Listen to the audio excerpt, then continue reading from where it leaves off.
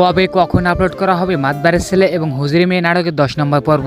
আপনারা 10 নম্বর পর্বটি দেখে আমাকে অনেকেই কমেন্ট করতেছিলেন যে মাতবারের ছেলে এবং হুজুরি মেয়ে নাটকের 10 নম্বর পর্বটি কবে আপলোড করা হবে। সো সকল কিছু বিস্তারিত জানতে পারবেন আজকের এই ছোট্ট একটি ভিডিওতে। সুপ্রিয় দর্শক, আসসালামু আলাইকুম, কেমন আছেন সবাই? আশা করি আপনি সবাই অনেকেই ভালো আছেন। বর্তমান সময় ইগল ইসলামিক নাটক ইউটিউব চ্যানেলে সবথেকে জনপ্রিয় একটি নাটক হচ্ছে মাতবারের ছেলে এবং হুজুরি মেয়ে নাটকটি। এই নাটকটি 1 থেকে 9 নম্বর পর্ব পর্যন্ত আপলোড করা হয়েছে। আপনারা তার 9 নম্বর পর্বটি এখনো দেখেন, আপনাদের সুবিধার্থে এই ভিডিওর ডিসক্রিপশন বক্সে লিংক দেওয়া আছে, আপনারা চাইলে দেখে আসতে পারেন। আর যারা অলরেডি 9 নম্বর পর্বটি দেখছেন তারা অবশ্যই কিন্তু কমেন্ট বক্সে জানাবেন যে আপনাদের কাছে 9 নম্বর পর্বটি কেমন লাগছে। আমি 9 নম্বর পর্বটি দেখছি, আমার কাছে বেশ ভালো লাগছে।